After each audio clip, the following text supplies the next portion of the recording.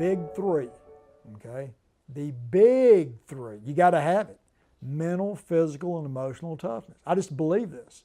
And I don't care if it's football, I don't care if it's your business or any business, you better be mentally, physically, and emotionally tough. And to me, this is what it means. I'm not talking about in a bully type fashion. I'm not talking about that and running over people to get what you want and that type of thing.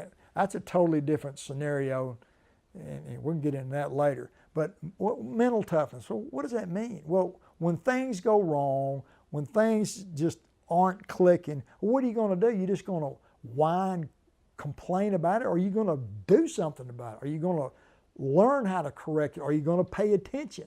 You know, there's a difference between listening to somebody and hearing them. You know, if you're listening, you're actually absorbing what those people are telling you. You know, hearing them is just like clanging cymbals. There's a big difference between that, listening and hearing.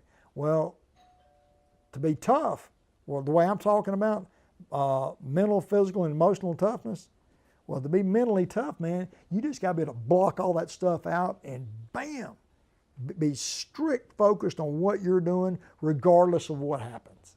That's what it means to me. Physical toughness is sort of self-explanatory. You know, there's a difference, and especially in game of football, between being injured and being injury and hurting. Well, if you're injured, in other words, you know, if you have a break, an obvious ACL or whatever, you should not and will not be out there if you're playing from a concussion type situation. It's not happening. Now, being hurt, I'm sore, I'm tired, my neck's sore, you know, that type. Hey, some people have a problem fighting through that. Well, they better fight through it. They better be, or they can't play, they're in the wrong game.